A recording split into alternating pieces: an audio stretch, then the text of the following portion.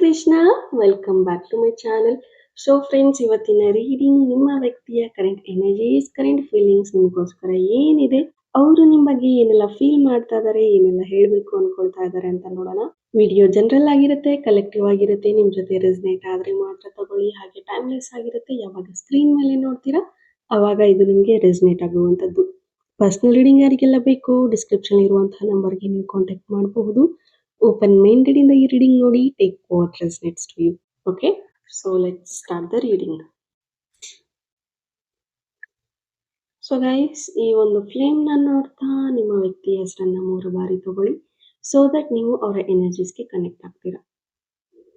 Hey universe, please help me to guide, help me to guide, help me to guide.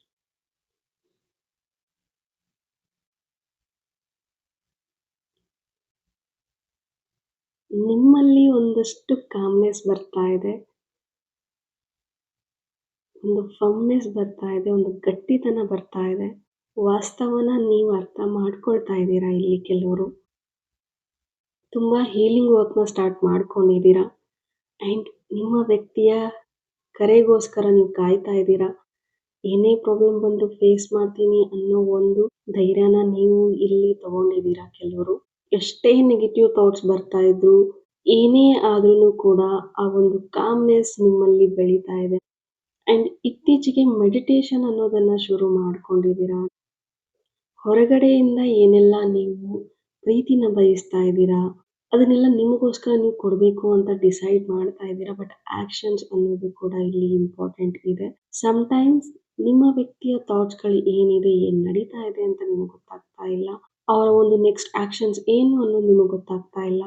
And ಕೆಲವರಿಗೆ ಇಲ್ಲಿ ಯಾವ ಥರದ manifestations ಮಾಡಬೇಕು, ಯಾವ ಟೆಕ್ನಿಕ್ ಮಾಡಬೇಕು ಅಂತಲೂ ಕೂಡ ಇಲ್ಲಿ ತುಂಬ ಕನ್ಫ್ಯೂಷನ್ ಮಾಡ್ಕೊಳ್ತಾ ಇದ್ದೀರಾ.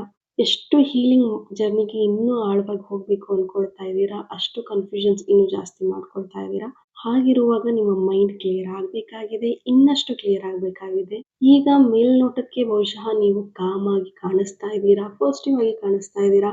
ಬಟ್ ನಿಮ್ಮ ವ್ಯಕ್ತಿಯ ವಿಚಾರ ಅಂತ ಬಂದರೆ ಇಲ್ಲಿ ನೀವು ಟ್ರಿಗರ್ ಆಗ್ತಾ ಇದ್ದೀರಾ, ಅಫೆಂಡ್ ಆಗ್ತಾ ಇದ್ದೀರಾ, ಅಥವಾ ಬೇಗ ರಿಯಾಕ್ಟ್ ಆಗ್ತಾ ಇದ್ದೀರಾ ಎಲ್ಲದಕ್ಕೂ. ಒಂದು ಯಾರಾದರೂ ಏನಾದರೂ ಹೇಳಿದ್ರೆ ಅದಕ್ಕೆ ಅರ್ಥ ಮಾಡ್ಕೊಳ್ಳೋದಕ್ಕಿಂತ ಹೆಚ್ಚಾಗಿ ಅಥವಾ ಕೇಳಿಸ್ಕೊಳ್ಳೋದಕ್ಕಿಂತ ಹೆಚ್ಚಾಗಿ ಆ ಪಾಯಿಂಟ್ನ ರೈಟ್ ಅನ್ನೋ ಪ್ರೂವ್ ಮಾಡುವಂತಹ ಭರದಲ್ಲಿದ್ದೀರಾ. ಬೇಡ ಅದು. ಸೊ ನಿಮ್ಮ ಎನರ್ಜೀಸ್ ಇಲ್ಲಿ ಸ್ಟಾರ್ಟಿಂಗೇ ನನಗೆ ಸಿಗ್ತಾ ಇರೋದ್ರಿಂದ ನಿಮ್ಮ ಎನರ್ಜೀಸ್ನ ಹೇಳ್ತಾ ಇದ್ದೀನಿ. ನೆಕ್ಸ್ಟ್ ನಿಮ್ಮ ವ್ಯಕ್ತಿ ಎನರ್ಜೀಸ್ಗೆ ಹೋಗೋಣ. ಬಿಫೋರ್ ದಟ್ ನೀವು ಜರ್ನಲಿಂಗ್ ಮಾಡಿ, ನಿಮ್ಮ ಥಾಟ್ಸ್ ಮೇಲೆ ನೀವು ವರ್ಕ್ ಮಾಡಿ ಅಂತ ಇಲ್ಲಿ ನಿಮಗೆ ಗೈಡೆನ್ಸ್ ಇದೆ. ನಿಮ್ಮ ಮೇಲೆ ನೀವು ಕೆಲಸ ಮಾಡೋದಕ್ಕೆ ಶುರು ಮಾಡಿ. ಕೆಲವ್ರು ಬರೀ ಅಂದ್ಕೊಳ್ತಾ ಇದ್ದೀರಾ, ಇದನ್ನು ಮಾಡ್ತೀನಿ, ನಾಳೆ ಮಾಡ್ತೀನಿ, ನಾಡಿದ್ದು ಮಾಡ್ತೀನಿ. ಇವತ್ತೇ ಮಾಡಿ. ನಿಮ್ಮಲ್ಲಿರುವಂತಹ ಎಲ್ಲ ನೆಗೆಟಿವ್ ಎನರ್ಜೀಸ್ನ ನೀವೇ ಹೊರಗೆ ಹಾಕಬೇಕು. Nobody will come. ನೀವು ಏನು ಈಗ ಕರೆಂಟ್ಲಿ ನಿಮ್ಮ ಪಾರ್ಟ್ನರ್ ನಿಮಗೆ ಕಾಲ್ ಮಾಡ್ತಾ ಇಲ್ಲ, ಅಥವಾ ನಿಮ್ಮ ಪಾರ್ಟ್ನರ್ ನನ್ನ ಬಿಟ್ಟು ಹೋಗಿದ್ದಾರೆ ಅನ್ನೋ ಒಂದು ಎನರ್ಜಿನಲ್ಲಿ ಇದ್ದೀರಾ, ಅಥವಾ ನಾನು ಯಾರು ಪ್ರೀತಿಸೋದಿಲ್ಲ, ಪ್ರೀತಿಗೆ ಹಂಬಲಿಸ್ತಾ ಇದ್ದೀರಾ, ಇದರಿಂದ ನೀವೇ ಹೊರಗೆ ಬರಬೇಕು. ಇವೆಲ್ಲ ನಿಮ್ಮ ಥಾಟ್ಸ್ ನಿಮ್ಮನ್ನು ಕಟ್ ಹಾಕ್ತಾ ಇರುವಂಥದ್ದು. ನಿಮ್ಮ ಥಾಟ್ಸೇ ನಿಮ್ಮನ್ನು ಒಂದು ಪಂಜರದಲ್ಲಿ ಇಡ್ತಾ ಇರುವಂಥದ್ದು. ಅದನ್ನು ನೀವು ಬ್ರೇಕ್ ಮಾಡಿ ಹೊರಗೆ ಬರಬೇಕಾಗತ್ತೆ. Break your pattern. ಓಕೆ, ಮುಂದೆ ನಿಮ್ಮ ವ್ಯಕ್ತಿಯ ಎನರ್ಜೀಸ್ ನೋಡೋಣ. Let's check your partner's current energies. ಇಲ್ಲಿ 7 ಡೇಸ್ ಅಥವಾ 14 ಡೇಸ್ ಅಲ್ಲಿ ಕೆಲವರಿಗೆ ನಿಮ್ಮ ವ್ಯಕ್ತಿ ಕಡೆಯಿಂದ ಒಂದು ಮೆಸೇಜ್ ಅಥವಾ ಕಾಲ್ ಅಥವಾ ನಿಮ್ಮ ಪೋಸ್ಟ್ಗೆ ಒಂದು ಲೈಕ್, ಸಮಥಿಂಗ್ ಅವರ ಕಡೆಯಿಂದ ಬರುವಂಥದ್ದು ಇಲ್ಲಿ ಎನರ್ಜೀಸ್ ಇದೆ. ವಿತಿನ್ ಅ ಡೇಸ್. ನಾನು ಮಂತ್ಸ್ ಹೇಳ್ತಾ ಇಲ್ಲ, ಇಯರ್ಸ್ ಹೇಳ್ತಾ ಇಲ್ಲ. ಆಲ್ರೆಡಿ ತುಂಬ ವರ್ಷದಿಂದ, ತಿಂಗಳುಗಳಿಂದ ಕಾಯ್ತಾ ಇದ್ದೀರಾ ಅಂದರೆ ಇನ್ನೊಂದಷ್ಟು ದಿನ ಕಾಯಿರಿ. ಡೆಫಿನೆಟ್ಲಿ ಈ ವ್ಯಕ್ತಿ ನಿಮಗೆ ಕಾಂಟ್ಯಾಕ್ಟ್ ಮಾಡುವಂಥದ್ದು ಇದೆ. ಯಾಕೆ ಹೇಳ್ತಾ ಇದ್ದೀನಿ ಅಂದರೆ ಅವರ ಸಿಚುವೇಶನ್ಸ್ ತುಂಬ ಸ್ಟಕ್ ಆಗಿದೆ ಕರೆಂಟ್ಲಿ. ಒಂಥರ ಟ್ರ್ಯಾಪ್ ಆಗಿದ್ದೀನಿ ನಾನು ಅನ್ನೋ ಥರ ಫೀಲ್ ಮಾಡ್ತಾ ಇದ್ದಾರೆ. ನಿಮ್ಮ ಯೋಚನೆಯಲ್ಲಿ, ನಿಮ್ಮ ಒಂದು ಭಾವನೆಗಳಲ್ಲಿ, ನಿಮ್ಮ ಒಂದು ಪ್ರೀತಿಯಲ್ಲಿ ಮುಳುಗೋಗಿದ್ದಾರೆ. ಅದರಿಂದ ಎಷ್ಟೇ ಹೊರಗೆ ಬರೋದಕ್ಕೆ ಪ್ರಯತ್ನ ಪಟ್ಟರೂ ಕೂಡ ಅವರಿಂದ ಹೊರಗೆ ಬರೋಕ್ಕೆ ಆಗ್ತಾ ಇಲ್ಲ. ಟೆಲಿಪತಿಕಲ್ಲಿ ಅವರು ತುಂಬ ಕನೆಕ್ಟ್ ಆಗಿದ್ದಾರೆ ನಿಮ್ಮ ಜೊತೆಗೆ. ಹೀಗಾಗಿ ನಾನು ಈ ಒಂದು ಆಲೋಚನೆಗಳ ಮಧ್ಯೆ ಸಿಕ್ಕಾಕೊಂಡಿದ್ದೀನಿ. ನಾನು ಟ್ರ್ಯಾಪ್ ಆಗಿದ್ದೀನಿ. ಬಹುಶಃ ಇದಕ್ಕೆ ಇರುವಂಥದ್ದು ಒಂದೇ ಒಂದು ದಾರಿ ಅಂದರೆ ನನ್ನ ವ್ಯಕ್ತಿನ ನಾನು ಕಾಂಟ್ಯಾಕ್ಟ್ ಮಾಡಬೇಕು. ಅವರ ಭಾವನೆಗಳನ್ನ ನಾನು ಅರ್ಥ ಮಾಡ್ಕೋಬೇಕು. ಅವ್ರ ಬಗ್ಗೆ ನಾನು ವಿಚಾರ ಮಾಡಬೇಕು. ಯೋಗಕ್ಷೇಮಗಳನ್ನ ವಿಚಾರಿಸ್ಕೋಬೇಕು. ಬಹುಶಃ ಹಾಗಾದ ಮೇಲೆನೇ ನಾನು ಇದರಿಂದ ಹೊರಗೆ ಬರೋದಕ್ಕೆ ಸಾಧ್ಯ ಅಂತ ಈ ವ್ಯಕ್ತಿ ಯೋಚಿಸ್ತಾ ಇದ್ದಾರೆ. ಆ್ಯಂಡ್ ನಿಮ್ಮ ಬಗ್ಗೆ ಎಷ್ಟೇ ಮರಿಬೇಕು, ನಿಮ್ಮಿಂದ ದೂರ ಹೋಗಬೇಕು, ನಿಮ್ಮ ಒಂದು ನೆನಪಿನಿಂದ ಎಷ್ಟೇ ದೂರ ಹೋಗಬೇಕು, ಆ ಒಂದು ಥಾಟಿಂದ, ಆ ಒಂದು ಟ್ರ್ಯಾಪ್ ಆಗಿದ್ದೀನಿ ಅನ್ನೋ ಒಂದು ಫೀಲಿಂಗಿಂದ ಡೈವರ್ಟ್ ಆಗಬೇಕು ಅಂತ ಎಷ್ಟೇ ಅಂದ್ಕೊಳ್ತಾ ಇದ್ರೂ ಯೂನಿವರ್ಸ್ ನಿಮ್ಮ ಪರವಾಗಿ ರಿಮೈಂಡ್ ಮಾಡ್ತಾ ಇದ್ದಾರೆ. ಕಾನ್ಸ್ಟೆಂಟ್ ಆಗಿ ಸೈನ್ಸ್ನ ಕಳಿಸ್ತಾ ಇದ್ದಾರೆ.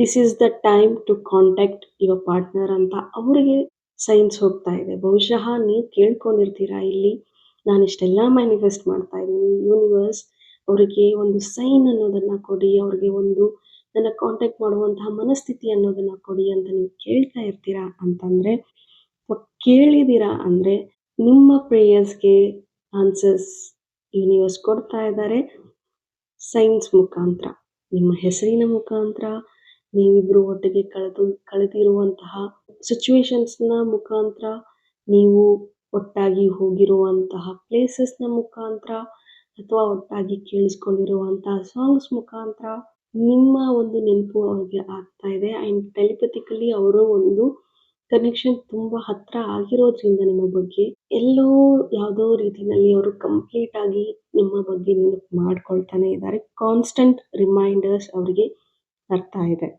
ಆ್ಯಂಡ್ ಅಷ್ಟೇ ಅಲ್ಲದೆ ಅವರಿಗೆ ಆ ಒಂದು ಇನ್ನೋಸೆಂಟ್ ಆಗಿರುವಂತಹ ನಿಮ್ಮನ್ನು ಗ್ರ್ಯಾಂಡೆಡ್ ಆಗಿ ತಗೊಂಡಿದ್ದೀನಿ, ಎಲ್ಲೂ ಬಿಟ್ಟು ಹೋಗೋದಿಲ್ಲ ಅಂತ ನಿಮ್ಮ ಒಂದು ಪ್ರೀತಿನ ಮಿಸ್ಯೂಸ್ ಮಾಡ್ಕೊಂಡಿದ್ದೀನಿ, ನಿಮ್ಮ ಒಂದು ಟೈಮ್ನ ಮಿಸ್ಯೂಸ್ ಮಾಡ್ಕೊಂಡಿದ್ದೀನಿ, ಎಲ್ಲಿ ಹೋಗ್ತಾರೆ ಇಲ್ಲೇ ಇರ್ತಾರೆ ಅಂತ ತುಂಬ ಆರ್ಡಿನರಿ ಆಗಿ ಥಿಂಕ್ ಮಾಡಿದ್ದೀನಿ, ತುಂಬಾ ಲೈಟಾಗಿ ತೊಗೊಂಡಿದ್ದೀನಿ ಅನ್ನೋ ಒಂದು ಗಿಲ್ಟ್ ಅವ್ರಿಗೆ ಕಾಡ್ತಾ ಇದೆ. ಅದಕ್ಕೆ ಅವ್ರಿಗೆ ಗಿಲ್ಟ್ ಕೂಡ ಇದೆ. ಆ್ಯಂಡ್ ಅದರಿಂದ ಅವರು ತುಂಬ ನೋವು ಅನ್ನೋದನ್ನು ಪಡ್ತಾ ಇದ್ದಾರೆ. ಬಹುಶಃ ನಿಮ್ಮ ಒಂದು ಪ್ರೀತಿನ ಟೇಕನ್ ಫಾರ್ ಗ್ರಾಂಟೆಡ್ ಆಗಿ, ಅಥವಾ ಬೇರೆ ಒಂದು ವ್ಯಕ್ತಿಗೆ ಅಟ್ರಾಕ್ಟ್ ಆಗಿ, ಅಥವಾ ಬೇರೆ ವ್ಯಕ್ತಿಗಳ ಮಾತನ್ನು ಕೇಳಿ, ಅಥವಾ ಥರ್ಡ್ ಪಾರ್ಟಿ ಸಿಚುವೇಶನಲ್ಲಿ ಇನ್ವಾಲ್ವ್ ಆಗಿ ಇವರು ನಿಮ್ಮನ್ನು ಬಿಟ್ಟು ಹೋಗಿದ್ರು. ಬಟ್ ಅಲ್ಲಿರುವಂತಹ ಒಂದು ಪಾಸ್ಟ್ ಎಕ್ಸ್ಪೀರಿಯನ್ಸ್ ತುಂಬಾ ಅವ್ರಿಗೆ ಆ ವ್ಯಕ್ತಿ ಕಡೆಯಿಂದ ಅಥವಾ ಬೇರೆ ಒಂದಷ್ಟು ವ್ಯಕ್ತಿಗಳ ಕಡೆಯಿಂದ ನಿಮ್ಮನ್ನು ಅವ್ರು ಹೇಗೆ ಟ್ರೀಟ್ ಮಾಡಿದ್ರೋ ಅದೇ ಎಕ್ಸ್ಪೀರಿಯನ್ಸ್ ಈ ವ್ಯಕ್ತಿಗೆ ಆಗ್ತಾ ಇದೆ, ಆಗೋಗಿದೆ. ಹಾಗಾಗಿ ಅವರು ಅಷ್ಟೊಂದು ರಿಯಲೈಸೇಷನ್ಗೆ ಬಂದಿದ್ದಾರೆ, ಅಷ್ಟೊಂದು ವಾಸ್ತವಕ್ಕೆ ಬರ್ತಾ ಇದ್ದಾರೆ. ಹೌದಲ್ಲ, ಕರ್ಮ ರಿಟರ್ನ್ ಆಗ್ತಾ ಇದೆ. ಆ್ಯಂಡ್ ಇನ್ಯಾವುದೇ ರೀತಿಯ ಎಮೋಷನ್ಸ್ ನನ್ನಲ್ಲಿ ಉಳಿದಿಲ್ಲ, ಇನ್ಯಾವುದೇ ರೀತಿಯ ಪ್ರೀತಿ ಮಾಡೋದಕ್ಕೂ ಬೇರೆಯವ್ರನ್ನ ಮತ್ತೆ ಪ್ರೀತಿ ಮಾಡೋದಕ್ಕೂ ನನ್ನಲ್ಲಿ ಶಕ್ತಿ ಇಲ್ಲ, ಇನ್ಯಾರನ್ನೂ ನಾನು ನಂಬಲಾರೆ, ನನಗೆ ನನ್ನ ವ್ಯಕ್ತಿ ಬೇಕು, ಮತ್ತೆ ಮರಳಿ ಗೂಡಿಗೆ ನಾನು ಸೇರ್ಕೋಬೇಕು, ನನ್ನ ಪ್ರೀತಿಗೆ ನಾನು ಮರಳಬೇಕು, ಈ ಥರದ್ದೆಲ್ಲ ಯೋಚನೆ ಮಾಡ್ತಾ ಇದ್ದಾರೆ. And in the same way ನೀವು ಅದನ್ನು ಹೇಗೆ ತಗೊಳ್ತೀರಾ, ನೀವು ಅವ್ರನ್ನ ಮತ್ತೆ ಅಕ್ಸೆಪ್ಟ್ ಮಾಡ್ತೀರಾ, ಮತ್ತೆ ಅವ್ರನ್ನ ಅಪ್ಪಿಕೊಳ್ತೀರಾ, ಒಪ್ಕೊಳ್ತೀರಾ, ಕ್ಷಮಿಸ್ತೀರಾ, ಇದೆಲ್ಲ ಪ್ರಶ್ನೆಗಳಿಗೂ ಉತ್ತರ ಬೇಕು. ಕನ್ಫ್ಯೂಷನ್ನಲ್ಲಿದ್ದಾರೆ. ಆ್ಯಂಡ್ ಹೇಗೆ ಹೋಗೋದು ಅಂತಲೂ ಕೂಡ ಯೋಚಿಸ್ತಾ ಇದ್ದಾರೆ. ಬಟ್ ಒಂದ್ಸಲಿ ಅಷ್ಟೇ ಪ್ರೀತಿ, ಅದೇ ಪ್ರೀತಿ ಹೊಸ ರೀತಿಯಲ್ಲಿ ನಾನು ಕೊಡ್ತೀನಿ ನನ್ನ ಪಾರ್ಟ್ನರ್ಗೆ ಅಂತ ಈ ವ್ಯಕ್ತಿ ಅಂದ್ಕೊಳ್ತಾ ಇದ್ದಾರೆ, ಫೀಲ್ ಮಾಡ್ತಾ ಇದ್ದಾರೆ. ನಿಮ್ಮ ಒಂದು ಸೇಫೆಸ್ಟ್ ಸ್ಪೇಸ್ ಏನಿದೆ, ನೀವು ಅವ್ರ ಜೊತೆ ಇದ್ದಾಗ ಅವ್ರಿಗೆ ಫೀಲ್ ಮಾಡಿಸ್ತಾ ಇದ್ರಿ, you are safe with me, ಆ ಒಂದು ಸೆಕ್ಯೂರಿಟಿನ ಅವರು ಮಿಸ್ ಮಾಡ್ಕೊಳ್ತಾ ಇದ್ದಾರೆ. ಅದನ್ನು ಮತ್ತೆ ಬೇಕು ಅಂತ ಇಲ್ಲಿ ಅಂದ್ಕೊಳ್ತಾ ಇದ್ದಾರೆ.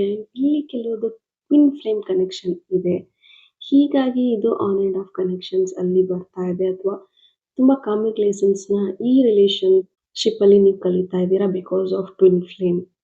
ನೀವೆಷ್ಟೇ ದೂರ ಹೋಗ್ತೀನಿ ಅಂದರೂ, ಅವರೆಷ್ಟೇ ದೂರ ಹೋಗ್ತೀನಿ ಅಂದ್ರೂ ಅವರು ಮತ್ತೆ ನಿಮ್ಮ ಲೈಫಿಗೆ ಬರ್ತಾರೆ, ಮತ್ತೆ ಹೋಗ್ತಾರೆ. ಸೊ ಇದೊಂದು ಕಾರ್ಮಿಕ್ ಬಾಂಡ್ ಆಗಿದೆ. ಇದನ್ನು ನೀವು ಹೀಲ್ ಮಾಡ್ಕೋಬೇಕಾಗತ್ತೆ. ನೀವು ಮತ್ತು ನಿಮ್ಮ ಪಾರ್ಟ್ನರ್ ಇನ್ನರ್ ವರ್ಕ್ ಮಾಡಿಕೊಂಡು ಹೀಲ್ ಮಾಡ್ಕೋಬೇಕಾಗತ್ತೆ.